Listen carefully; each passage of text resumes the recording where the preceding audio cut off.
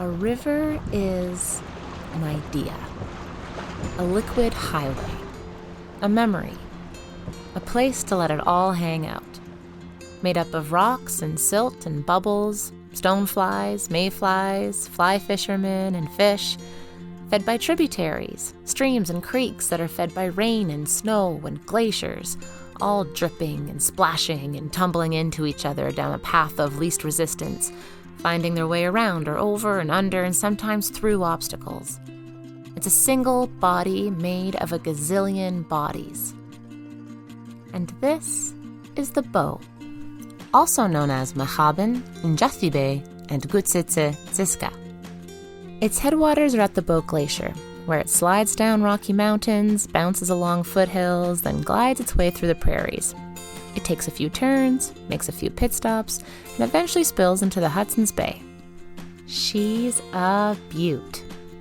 She's also the lifeline for millions of people in the Treaty 7 territory of southern Alberta, and even more critters, creatures, and ecosystems. This is a team of 8 individuals: Anders Hunter, Caitlin Brown, Dwight Fairhat, Joe Fowler, Lane Shorty, Talia Potter, myself, Geneviève Paré, and my co-conspirator, Evan Med. We are a group of artists, community organizers, youth workers, and educators who have gathered from our headwaters to consider the question, what might a community-integrated pageant on the Bow River look like? How could a boat parade have an impact that goes beyond a fun day on the water, but also serves to connect communities to their natural landscape and to each other? In August of 2023, we met to participate in a week-long experiment. We began by getting to know each other by sharing how rivers have left their mark on us. Anders talked about the river as the place to collect willow for bows and sweat lodges. Dwight shared how Nappy left his imprint on the land and how Calgary sits where his bow and elbow met. We then got to know the river a little better through a hands-on lesson led by Joe. We checked for invertebrates and tested the turbidity and oxygen and nutrient levels. We learned that the Bow is a decently healthy river and that we are very lucky to live so close to the headwaters. For the next 2 days, we celebrated the endangered bull trout by getting crafty at the Old Trout Puppet Studio, dipping our toes into what might be possible in the world of pageantry within the limitations of our week-long experiment. And on Thursday, we hit the water. The float from Bowness to St. Patrick's Island is a very popular float, and on a hot day, the Bow becomes a conveyor belt of canoes, kayaks, giant flamingos, and rainbow unicorns. We hit the water in cooler temperatures, but we definitely got a taste of what it's like to draw attention on the water.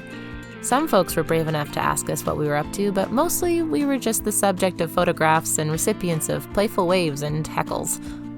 We considered the week's experiment as a tiny prototype of what is possible, and on the last day we imagined what more this could become.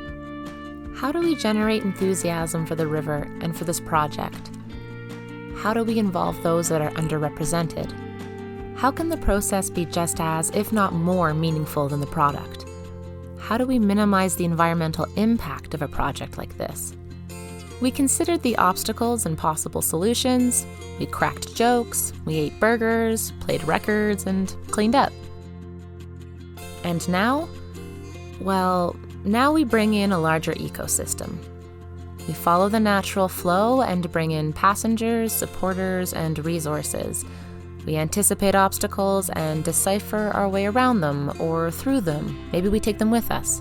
Our goal is to run a pilot project in the summer of 2024. Work within a scale that we can manage and see what impact we can have. We are guided by 4 core pillars: spirit and creativity, community, sustainability, and education. Can we help elicit wonder, appreciation, and understanding of our waterways and of each other through a community-integrated, multi-phase pageant on the Bow River?